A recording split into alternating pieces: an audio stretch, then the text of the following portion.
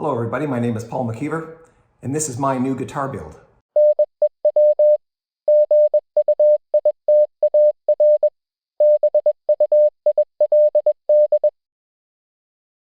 Alright, so all we have to do now is set the intonation on the guitar. And we're going to do that using a device I just purchased, a Peterson stroboscopic tuner. It's very accurate, something like accurate to 1/1000th of 1 cent or something along those lines. Haven't used it yet, so I'm going to learn along with you as we set up the intonation on the Freedomcaster. All right, so here's the Peterson I guess I call it the Strobo Plus HDC. I think C stands for color. That's because when you turn this thing on, you can actually set the color of the screen right here. Red. That's green on the way I see it here, but that's pretty true to the color that I'm seeing it in real life. That's more on my side, like a, I don't know, sage green, pinky purple, a bluey green, a gray blue, and then that's more like a purple. I don't think the colors will necessarily show up on the video as well as they do in real life, at least not accurately, but that's the idea. Anyway, you lock in, you've got your color. Actually, I'll just change this to a different one. That's brighter. And it comes with, you'll see this is a volume knob. It's not useful for what we're doing here today, but there's our input to the device. So we go out of the guitar and into the input, and then we're going to see where we're at in terms of tuning. All right, so here's the guitar. There's the tuner. We're going to hit the E string. And it's saying, yes, that's an E note, but you'll see how it's moving counterclockwise. That's telling us that the E is flat. And so if we hit it again and turn up the note just a bit, it will start to slow down because it's getting more and more on the mark.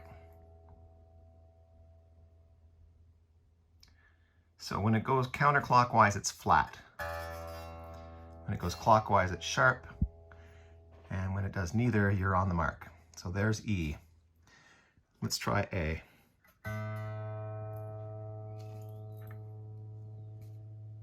It says we're flat.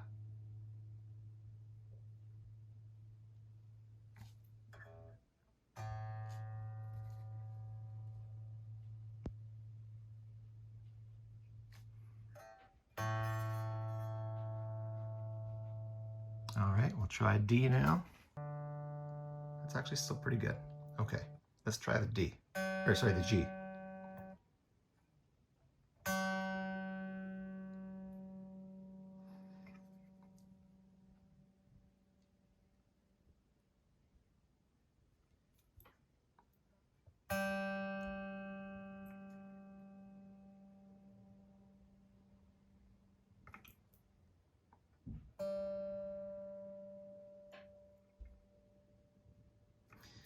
And the B.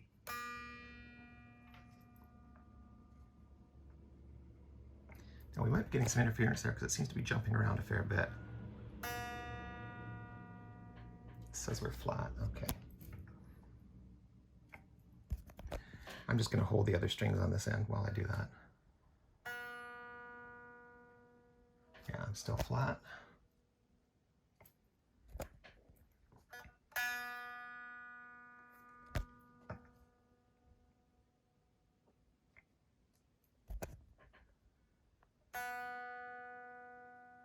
Bit flat.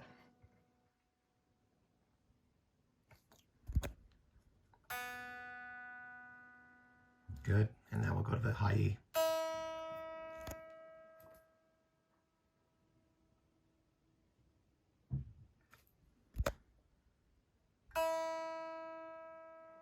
Bit flat.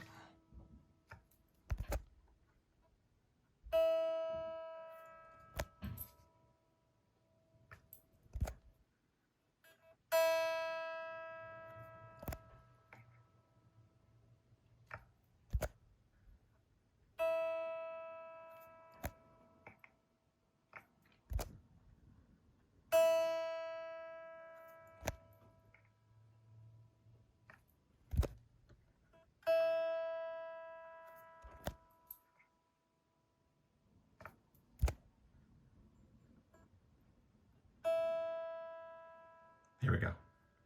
Just check the others, because this is a floating bridge, tightening the other strings may have caused them to go a bit flat.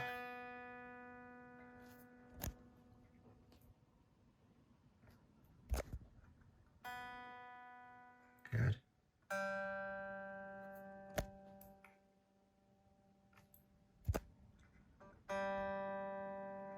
D. Yeah, I think that's exactly what's happened. So because it's a floating bridge, as the other strings were tightened, the bridge tilted a bit, which lowered the pitch of the other strings. So this may be a bit of an iterative process, but we'll see.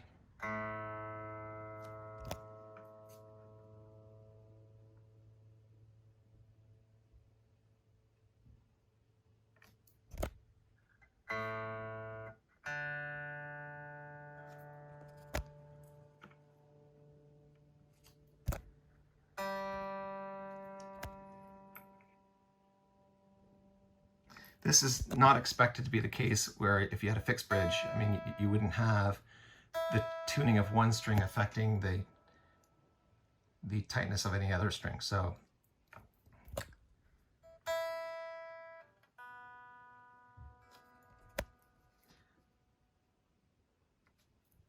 the other thing is that these strings are not all that broken in. I had them on, played them for 1 or 2 days, but nothing major. And so they're still perhaps getting a little adjusted, and maybe that's not the ideal situation in which to tune them, but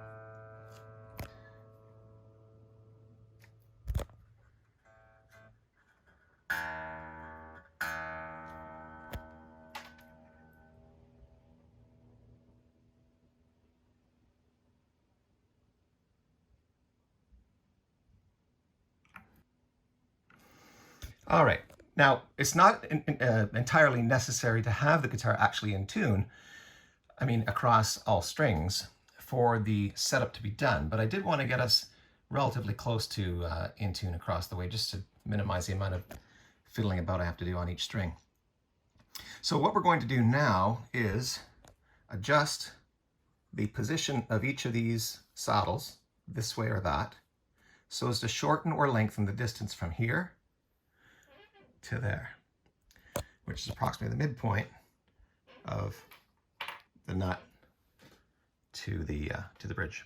Okay, and in other words, if for example A is 440 hertz, we want at the 12th fret 880 hertz, double the 440. In other words, 1 octave higher, and that device is going to allow us to find out whether we've met it or not. All right, so you'll recall that on this system, the Vegatrem, these bigger screws are the lock screws that hold each saddle in place. And whether we're raising or lowering the saddle here with these 2 little screws, or whether we're setting the backward and forward of the saddle using the little screws on the ends here, you have to loosen that screw. So that's done with a slightly larger Allen wrench. We're just going to do the low E for the time being.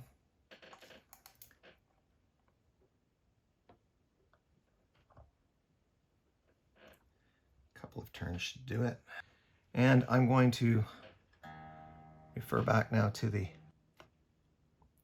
Peterson tuner and find out first whether the E is in tune.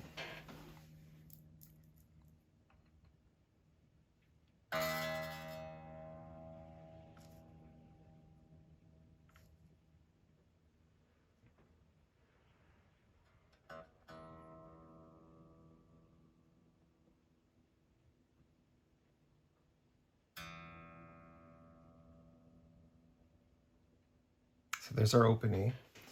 And now we're going to try the harmonic at the 12th fret. And actually that's looking pretty good.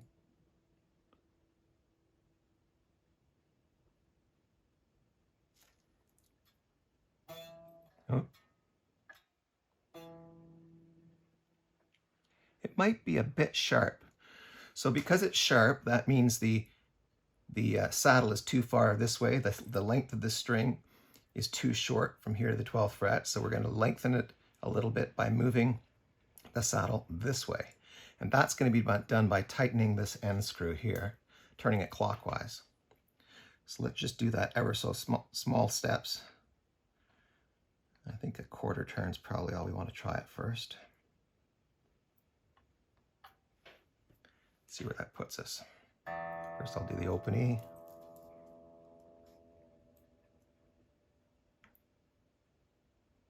And then I'll do the 12th fret harmonic.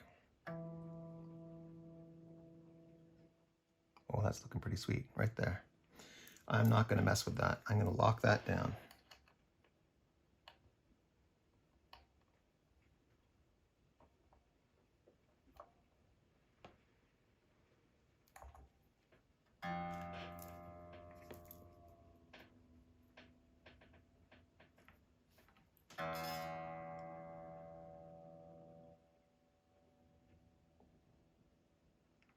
And now I'm going to do my 12th fret harmonic. Just double check now that I've locked it down.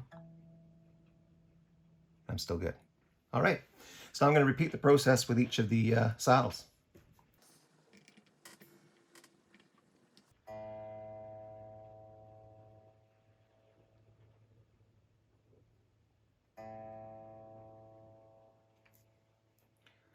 Do the 12th fret harmonic of the A.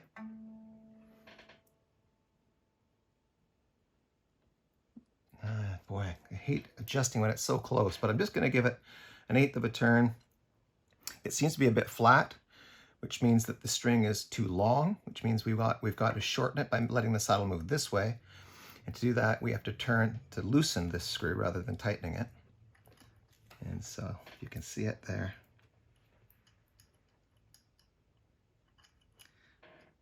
You almost need real thick glasses to see what you're doing on the end here, because these Allen wrench holes are so small. I'm only going to turn it about an 1/8. And just see where that puts us. Open A. And the harmonic. Yeah, I'm not touching that. That's good. Lock it down. Retune.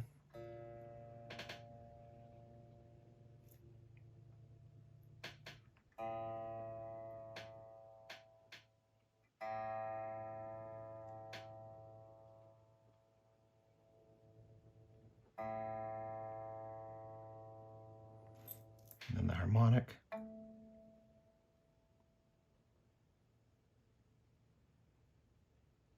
That's so close, I'm not going to bother. That's pretty darn close. I don't think, given that there's so many moving parts here, you have to remember that the whole bridge assembly moves. When you tighten the screw to lock it down, you're ever so in such small ways adjusting different things, like, for example, exactly how that saddle is tilted or etc. So I don't know that without a lot more effort that I'm willing to put in on this video, I could get it much more perfect than that. So let's move on to the D string. Open D.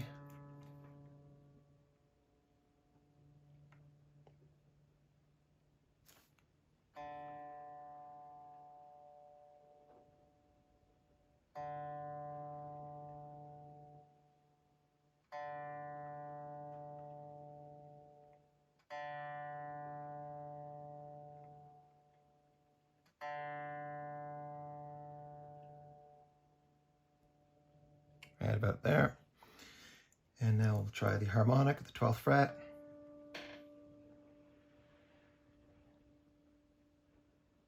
Maybe a touch flat. Again, I'm not going to do much more than about an 1/8 of a turn. So again, because it's flat, it means that the string is too long and that we therefore have to shorten the distance between here and the 12th fret. And we do that by loosening off the end screw.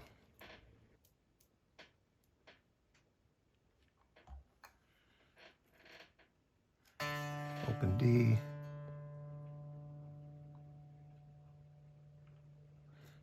Twelfth fret harmonic. I'm not going to touch that one either. That's good. Lock it down.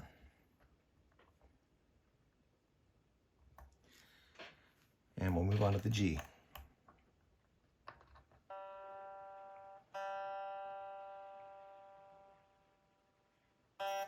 Okay, there's our G open 12th fret harmonic.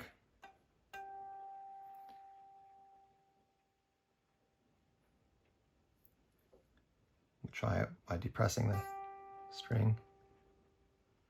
Seems a bit flat. So again, we're going to shorten the distance between the saddle and the 12th fret. And we do that by allowing this saddle to move a little further up, which means we loosen the screw here. I'm going to have to move this just a wee bit. Oh, don't want to go that far. There we go.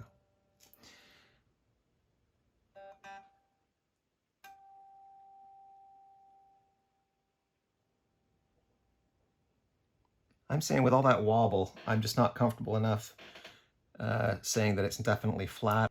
Or get that locked down. And then we'll retest. Retune and retest. Oh.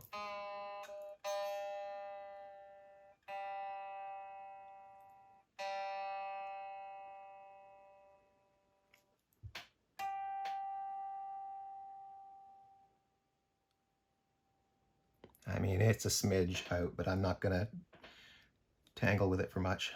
Let's try the B. There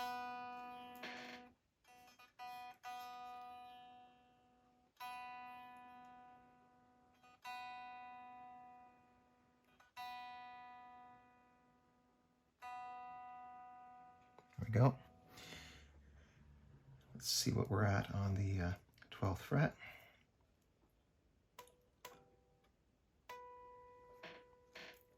Bit flat. All right, so we'll loosen it off.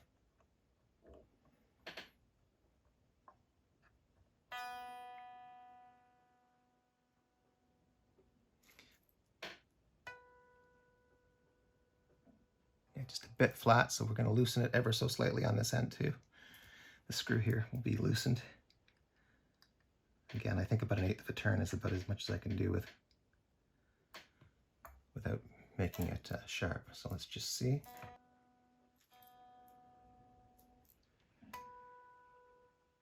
Oh, I like that. Okay. So we'll lock that down. Do another test.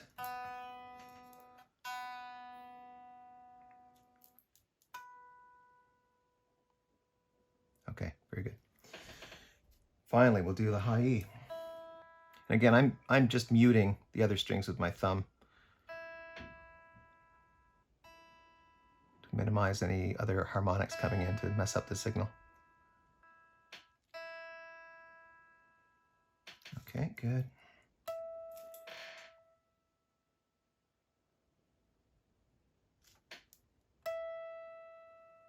I'm not going to touch that. That one seems fine. All right, so we don't have to loosen that one at all. I'll just make sure I haven't done it already. No, we're still good. Well, we have now a guitar that should